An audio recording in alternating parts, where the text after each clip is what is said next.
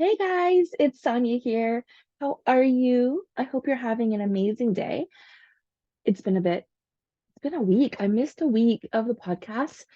I was knocked out cold with COVID, and I'm not going to come up with any other excuse, but I just couldn't do it. I couldn't prioritize showing up for you when I was not able to show up for myself. So, how often do you do that? How often do you show up for other people, but you stop taking care of what's important and who's important? And that's you. So I wanted to say, welcome, welcome. This is episode 139. And I'm so excited. We've got a special guest that we're going to be bringing on today. And we're talking about self-esteem. And we're just going to naturally, like always, see where the conversation goes. This is a heart to heart, which means it's going to be available on YouTube probably today. And super, super excited to share this with you. So stay tuned. Just be a second before she's live, and we are going to share all of this information with you. So once again, Sonia with Fresh Approach Wellness, helping you with the 4 pillars of your life: meals, movement, mindset, and your relationship with money, and helping you, most importantly, keep those promises to yourself. Because you, my dear, you are so, so, so worth it. Hey guys, I have Clarissa with me today. She is our special guest. And what she's done is she's talked about the self-esteem regime.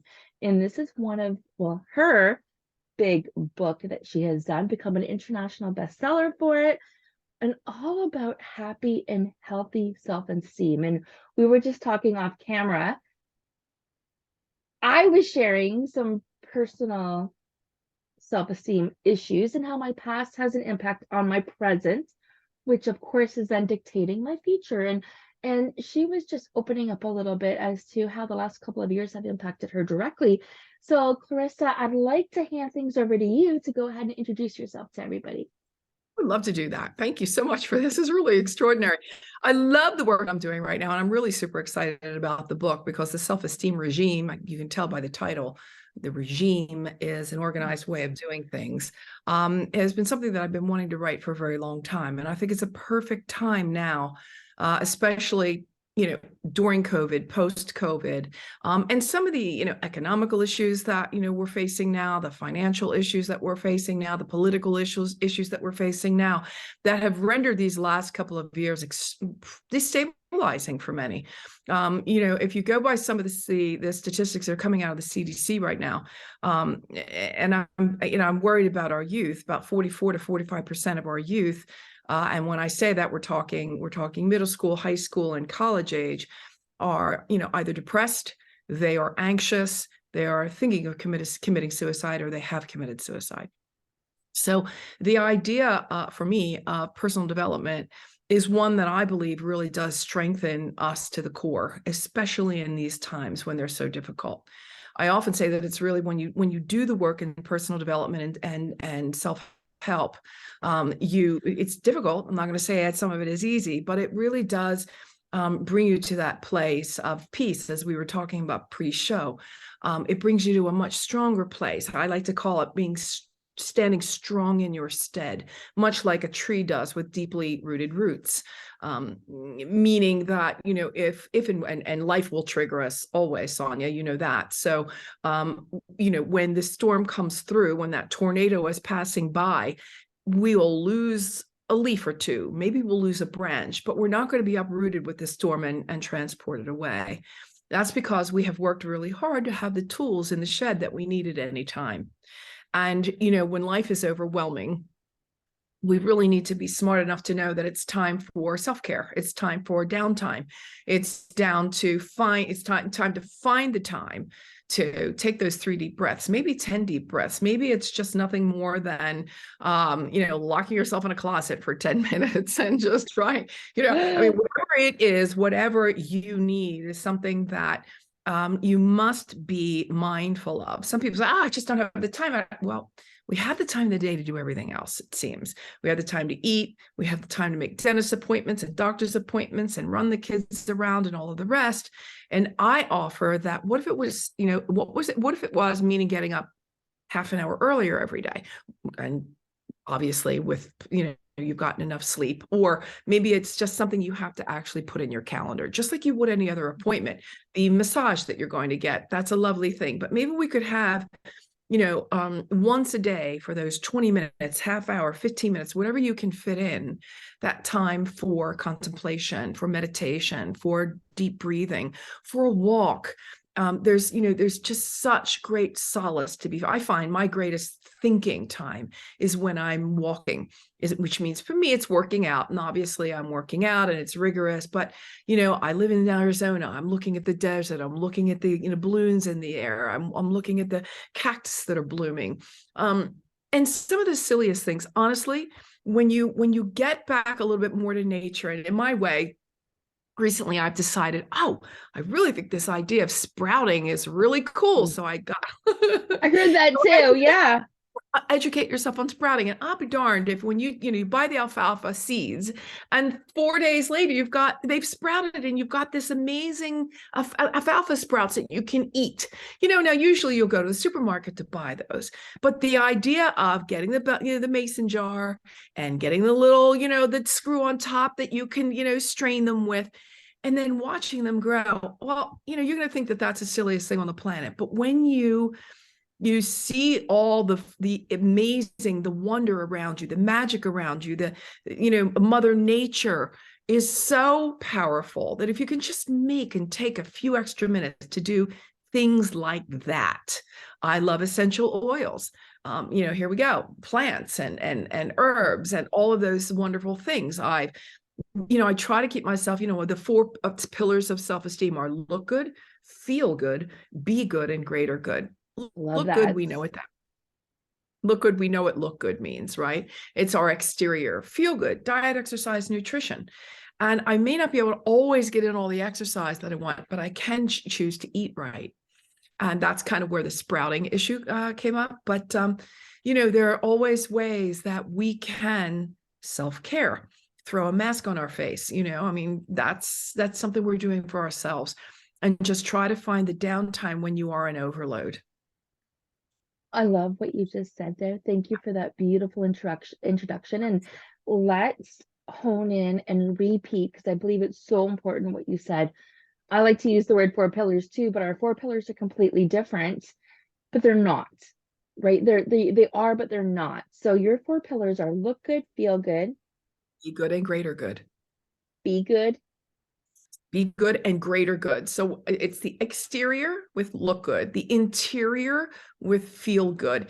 It's what we're thinking with be good. So our relationships, leadership, our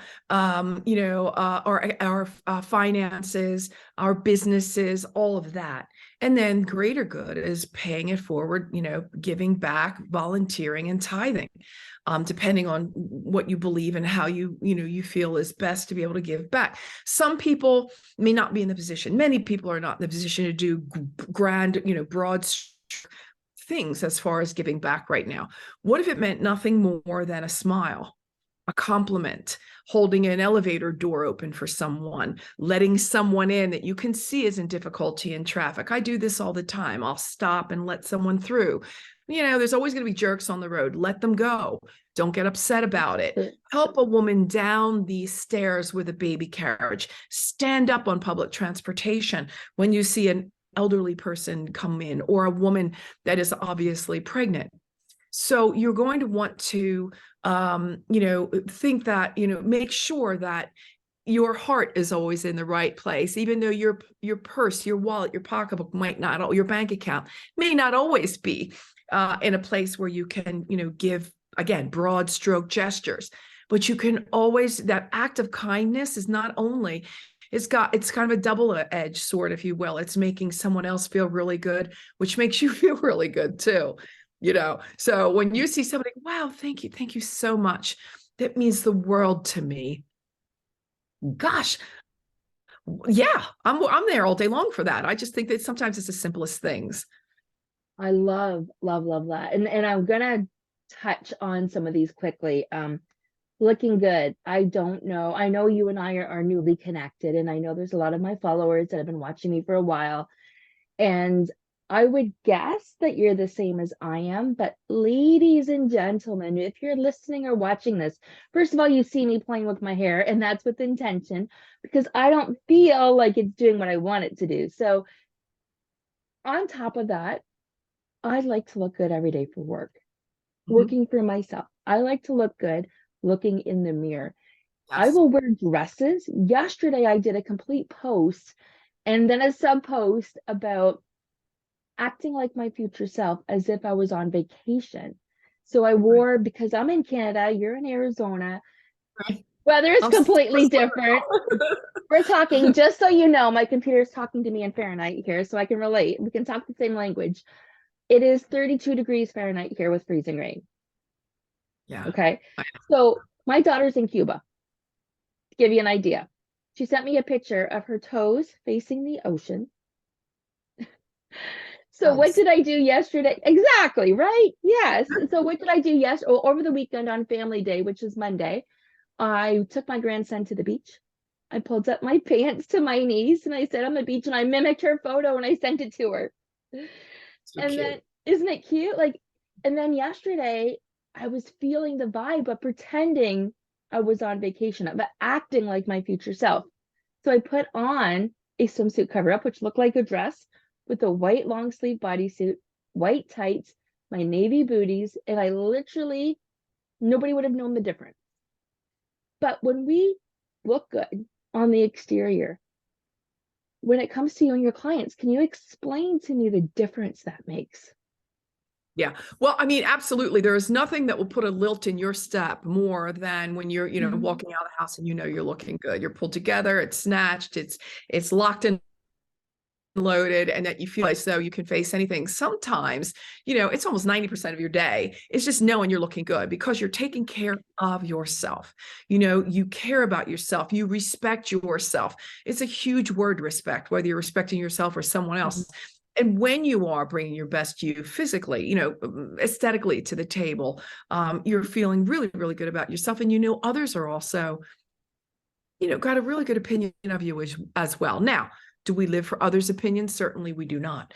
But I think that, admiration is not a bad thing if somebody admires you, if someone it's better than admonishing you, right? So, we are social beings. We cannot be alone all the time. And so we do want to be having happy, healthy relationships and bringing our best selves. Yes, we want to look good. Yes, we want to feel good. Yes, we want to be good, but we also want to bring that kindness factor I was talking about before. You can still be a strong leader. You can still be feminine. You can still be, strong. You can still be forthright. But isn't it always nice when it's intertwined with, I want to be able to tell you today that, you missed your quota. I'm making this up as you missed the quota, but I know you're putting in the hard work. I know you're doing it. And let's see, we can bump that up for next week. So you haven't really just told somebody they're a crappy employee, but in your leadership and with your grand leadership skills that you should be studying all the time, if you're in a leadership position, you're obviously going to want to make sure that you leave them feeling that they want to do more. They want to do more, not necessarily for you in the company, but they want to do more for themselves Yes. as well. It's that growth. It's that personal growth piece. I often talk about, these books, personal development. When I started personal development, there were many bookstores around the United States, and I'm going back 30, 40 years at this point. You And mean there just weren't very yesterday? many. You mean Yeah, just there weren't yesterday, very right? many. There weren't very many books, there weren't No. very many, but if I could read something and find the time to read something, it was always going to be self-help. I offer that when you go now into Barnes and Noble, it's rows and rows and rows and rows of personal help and a personal development and self-help. I would like to underline this is not called shelf help. We want to buy the books and we want to read the books, and more than reading Yes. the books, we want to do the work that's in the book. My book is broken down. Self-Esteem Regime. It is broken down into 12 different chapters, and each chapter begins with a re-word. We start with the release. And this is probably the chapter that you will have to do the most work in, because we have such a construct that we have, the bark around the tree, right? That is who we think we are, and what we've learned along the way of who we think we are. I think it's really important also to understand what we need to unlearn and what we need to release. And so you're going to be doing some work there. There's journaling to be done. We've got, the mirror therapy work to do. And so with Clarissa's Corner, the Clarion Call, the reviews, the case studies, my book is not a read. It is a manual. It's also for me a mission and a movement, but it's a manual that you can read today and garner some really great information about how to move your personal life and your business life forward, your relationships forward. But you will also find it helpful 6 months from now if you read it again, a year from now if you read it again. Because let's face it, what we have to release today isn't going to be the same thing as what we need to release 6 months from now or a year from now. Think about where you were a year ago. Oh my God, I can think about where I was a year ago, and it was not one of the happiest places. I was just coming out of a relationship. It was extremely painful. I was just getting over a horrible bout of COVID, and I was losing hair on my head. It was not one of the happiest times for me. It was a drag to get out of bed in the morning, but I did it because you have to forge forward. And that, as I was saying before, these are all learning curve moments. These are the things that put us in bigger, better, bolder, stronger, and brighter places 6 months down the road.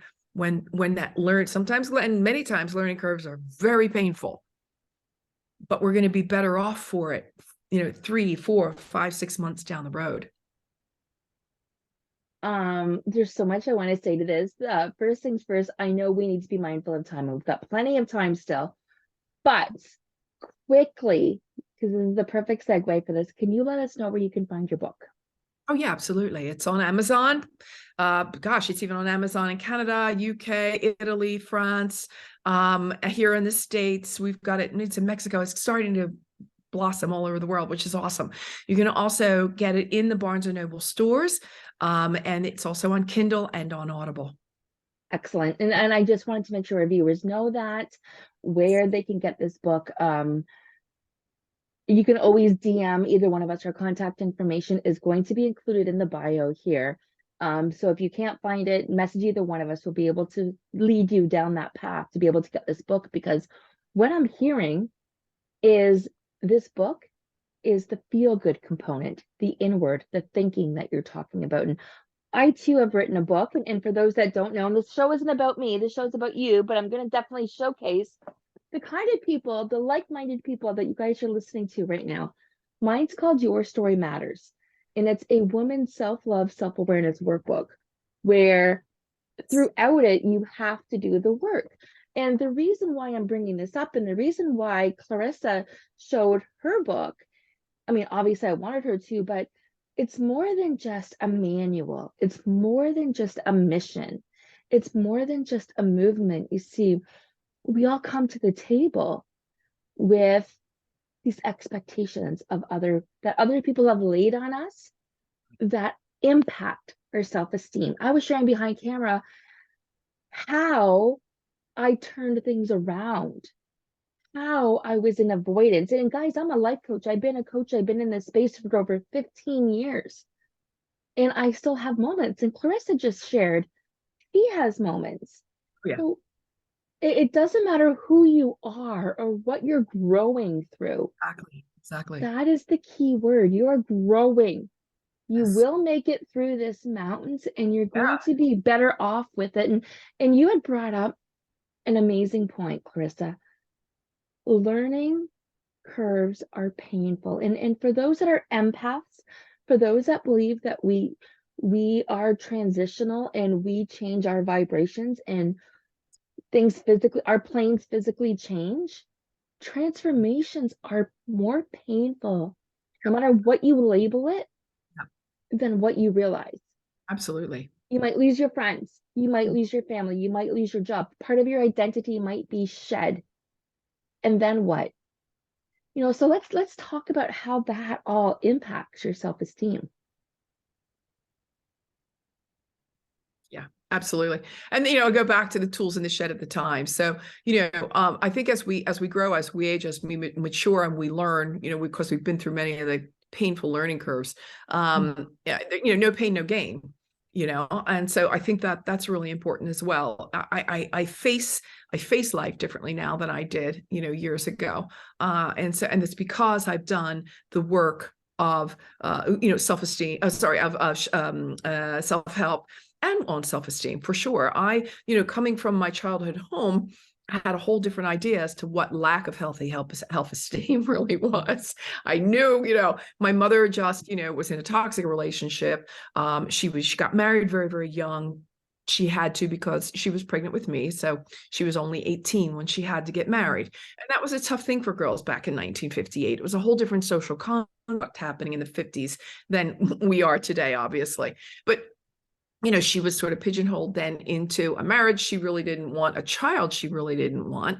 And her life, as she knew it, was going to take a whole different path than what she wanted it to take. So, my mom was, oh, don't take my picture. And she had a whole bunch of stuff going on where, I don't come out well. My mother's a beautiful woman. My grandmother, fabulous woman. I need to lose weight. She didn't need to lose a pound. She took 2 diet pills, choked on them, perforated her esophagus. It was the next 6 weeks in the hospital. I thought that was, as a child watching that, I must have been 10, 11 years old. And I adored my grandmother. Grandmother Clarissa, for me, was my life. And it was silly to see, for me, how, with my perception of how amazing these women were, and their perception wasn't the same. And therein lies the real catalyst for the wanting to write this book, is to go up and shake most women that I know and say, don't you know how amazingly spectacular you are? I want to tell. But you don't get there unless you're ready to do the work, and to know that, that yes, you are a spectacular being. We learn the same thing from our friends, from our educative processes, from sometimes our faith will show us, will teach us, and suggest things that we may not be in alignment with. So there's all of this indoctrination from the time we're born, that we then have to say, okay, where is it that this all fits into what serves me, what doesn't? As I said, the releasing of the first chapter. What will serve me and what doesn't? What is going to make me a better person tomorrow than I am today? And that's kind of, the genesis, if you will, of the self-esteem regime. Okay, there's one more thing I want to hone in on based on what you said, because I know we can talk all day. I know there are a couple of questions that I like to reserve in my back pocket, which is a constant with all of my shows that I want to touch on. But there's something that you just shared, and I should have wrote it down. It's okay. I think it was probably part of the childhood also. There was also there was a real moment there. I should have wrote it down. I'm like, oh, no worries, I'll remember. This is easy. And then I moved forward in my modeling career, and I was working with some, the 1% of the most beautiful women on the face of the planet. And I saw toxic relationships, drug use, drinking, not all, obviously not all, but there were some women that I wanted to walk up to and say, why are you doing this to yourself? You are so spectacular. That's it. Sorry, so it's not always, people think that, I've had questions asked to me, oh my God, you've had the perfect life, and you've done, this, that, and the other thing, and you were this and that. And it does, again, self-esteem doesn't discriminate, Sonia. It doesn't. And everybody's going to go through it. The cover of my book, when the publishers first sent it to me, for the final edition, was, you'll see it's 3 blues. It was orange, pink, and yellow. So, it was going to really jump off the shelves. It was great, right? But I asked them if they could make it blue, because I wanted men to be able to pick up this book. And as I was traveling Italy in November and December with the promotion of the book, and going in front of groups of people, I will tell you, and I can promise you, half of the room was male. And I was stunned, and I was gobsmacked, really. I couldn't believe that, I had it was almost as though it had come, the premonition, if you will, that men are in need as much as anyone else on the planet for happy, healthy self-esteem. They are, I believe, confused from the traditional mother to the woman of today. Somewhere they got lost. I think there's been a lot of, man bashing that is not fair. And that, men need to do this work, because then when they can bring themselves to understand that living, I talk about taking the high road, Sonia, and then I promise I'll shut up. But the high road for me means this. It's an acronym. It's honesty, integrity, gratitude, and honor. When you can be radically honest with yourself and with others, when your integrity, your moral principles, and your moral uprightness, right, is something that you can't deny and no one else can. When your gratitude is something that, you're feeling the minute your feet hit the ground in the morning, right? And there's so much we could be. We can talk about that later. We're not going to go down that path, Yeah. because it's just a given. And then honor. Honor is such a fabulous word. And I think that, when you bring honor to the table, it means, who are you when no one else is in the room? Who are you at the water cooler when, somebody else is bashing Susie Q? Are you bashing Susie Q too? Or are you defending Susie Q? There's something else I like to say, and that is loyalty is when I have your back behind your back. I love that. How many people are really doing that? How many people can you count on one hand that without a doubt that if you're not in the room, they've got your back? That's what we strive for when we talk about taking the high road. And the high road is a more difficult road. It's a longer road. It's a darker road. It's a lonelier road. It's isolated. It's a very isolated place to be when you decide that you want to level up, and that your vibrational levels and when you want to level up, you're going to lose a lot of people around you. And people are going to, what the, she's always alone. Why was that girl? She could have had any man she wanted. Why was she not married? All of the stuff that comes with that. You have to really, you have to be ready, willing, and able to, to do the work. And the big word here is being courageous, having the courage to do the work and say, I can stand on my own. I do want to attract loving people into my life, but the ones that are not here for my greater good, the ones that are not, here for me, loyal is when they, have your back behind your back. They are not meant to be in your lives. In your life, in your life. There you go. And there's so much we can talk about on that. I know we're going to do a part 2 one day. We'll talk about this afterwards, but I am being very mindful with the time. Yeah. So there is something I want to circle back to, because I did think of my thought and I did write it down this time. I was driving, or I was in a passenger seat, or Tony was actually, I know what it was. I did just recover from COVID, which is why I didn't do an episode last week. And I understand everything that you said. And when we're out, and ironically enough, 3 weeks ago, I had strep throat. So I've been down and out of my control twice this year. And we are 5 weeks into 2023. Now, I kind of laugh that my words of the year are purge and proceed. So I would imagine my body is purging what no longer serves me, so I can proceed into what's next. Right. But Tony was a Prince Charming. He's my husband, and we went on a date on Saturday. We had to cancel Valentine's. We had to cancel everything, and we live in a small town, so London, Ontario wasn't that far away. It's about 15-20 minute drive. So I said, at first I'm like, hey babe, can we go to the beach? And they looked at me like I had 6 eyes, because like you, I believe in nature and purity. And this is how I spent family day with my grandson, was at the beach. We'll talk about that later. But okay. On the Saturday, 2 days before, I said, let's go on a date. And he kind of kiboshed the beach thing, he thought I was a little cuckoo.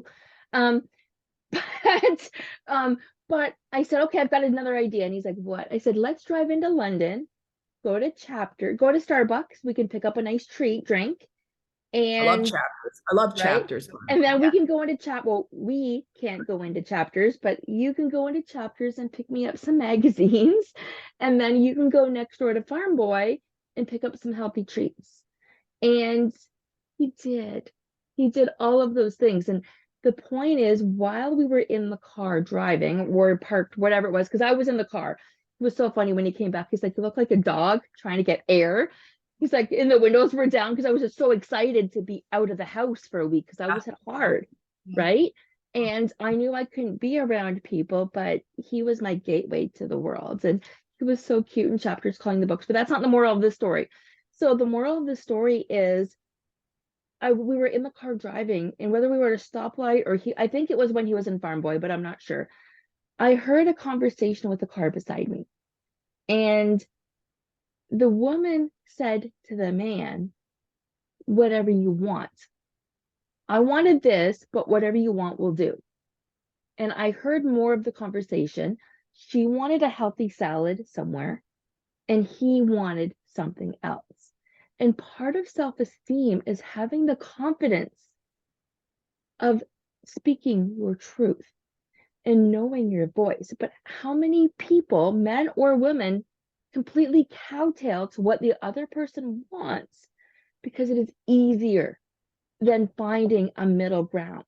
Right. So that's when we start talking about boundaries, right? You have to, you every day in every way, with every action of yours and with every word you utter, you're teaching other people how you will and will not be treated, how you would like to be treated, how to, be in relationship with you. And, it doesn't mean you have to become, super bitch all of a sudden. It just means you have to, be reasonable with things. Obviously, you're working it out. You're two people, and when there's more than one in the room, usually there will be conflict. There's just no way around that. And so, getting really early on and really into a relationship very early on, and it doesn't mean it's not a diktat. It's not that you are laying down a law, but you are laying down the boundaries of, yelling, that's off the table. We're not doing that. Every Saturday night was date night, no matter what comes. Yes. Okay. You're saying, and obviously there's wiggle room in all of this, but you will not be called names. You will not allow someone to hit you. You will not allow someone to degrade you. So you will teach them every day how you will and will not be treated. And that is something that we have to be as women, mostly, for the most part, but not only, we do have to be mindful of. It's never okay to yell and scream. I was brought up in a home that yelled and screamed. We can talk about that. Still, to this day, yes, to this day, my folks still yell and scream at each other. And it's amazing. 52 it's years very, later, it's amazing. Yeah. And it's very jarring. And it's almost as if you live through that as a child, you come out with PSTD. It's almost like you lived through a war. And so, and so there's that. So it's not okay to yell and scream. Oh, you might get into an argument once and you might, raise the tone of your voice, but that is not your daily diet. It may happen, shouldn't. And if that does happen, I think apologies are in order once everything has calmed down. And there's another great thing. Apologies are the most beautiful things you can do. There's a lovely song out. It's a country and Western song. And it goes something like this. You can do anything until you can't. And what I mean by that is, one word too much may be the end with what of it all. You may never be able to step back into that relationship with that. And certainly you can do anything until you can't, because the angels came one day and that person is no longer with us. And so, who is it that we need to be reaching out to? Who is it we need to make that phone call to? Is there somebody that comes to mind when I say, just send a text? If I say, pick up a phone and call, who is it that's the first to mind? Is being sorry really just a horrible thing? Or is being the right rider all the time such a wonderful thing? You can be right until somebody is 6 feet in the ground, and then it's too late. So I kind of offer up that, making amends and being the first to do it, by the way, is a really great self-esteem moment. When you're putting your feelings, when you're putting your emotions, when you're putting everything else aside and saying, my love for you is more important than however I'm going to feel, even if you don't answer my call. And I love that. And I'm just gonna give my 2 cents, and then we're gonna go into my questions because we've got a couple more minutes before we have to close this off. On that note about forgiveness, and there's the Ho'oponopono prayer, from the Hawaiian Ho'oponopono prayer, which I talk about in my book, and I've got a piece on. But one of them is forgive me. And the forgiveness that you are asking the other person is not for the other person.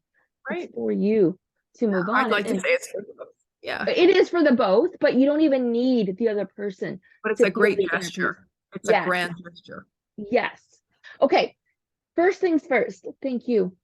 Thank you from the bottom of my heart for being here today, for being a part of the message that we are sharing to the world, because we all need a lot more health and happiness, and it comes to starting with ourselves. And I know we could talk about this forever because there's so much more I want to share with you. But let's talk about my 4 pillars very quickly. I want to throw these questions at you rapidly. First things first, when it comes to meals, movement, mindset, and your relationship with money, can you give us like a one-liner on all 4? Meals, Movement, mindset, and your relationship with money, aka stress. Okay. I think that there's something I would like to leave everybody with all 4 of your categories, because I think it would fit in beautifully anywhere. And that is, I think we've all heard, I am enough. You are enough. We are enough. Everybody's enough. Well, if you look up the definition of enough, it is only as much as is required. Okay. Required by whom? Required by what? Required by what body of people? I mean, so let's go and say to ourselves, let's start a new mantra that is, I am so much more than enough.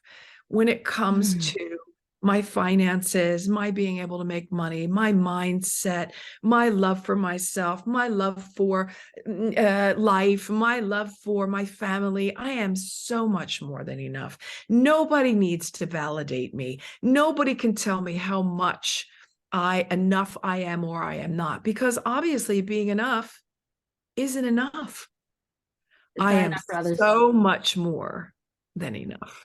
I love, love, love that. And there is a mantra that I want to add to that I've heard recently, and it's not really a affirmation, it's more of a declaration, but kind of like what you just said, which did, as an empath, we talked about this behind the screens, I am highly intuitive. I pick up on feelings, vibes, and it's hard sometimes, as much as I try to protect myself. But I heard this, I wrote this down, and I'm going to share with you. This is what I call my word jar, and cute. It's cute, right? And I've been adding to it, but like this one, right? Thank you. Can you read this? There's nothing wrong with me, right? Say it again. There is nothing. Yeah, absolutely. There's nothing wrong with me. So when I say that, I do think we need to keep straightens. ourselves open. Yeah, we must keep ourselves open for learning, and maybe, not all, again, that right writer part of us, we have to make sure that there is nothing wrong with us, but what is it that we need to open yourselves up to bigger, greater answers, to move yourself forward. But yeah, there's nothing wrong with any of us. That's building on a strong foundation, but you cannot build on a foundation that isn't strong. Because otherwise, like you said before, with that tree, we're going to fall into the roots. We're going to sway. If we're not strong on our own, we're going to fall apart. I can't thank you enough, Clarissa, for showing up today for the audience and for yourself and for me. I'm sending a great big hug, love, and kiss. And we will see you live on YouTube when I post this up a little bit later. So stay tuned. Wonderful. I will. Thank you so much again. Make it a great day. Okay, bye.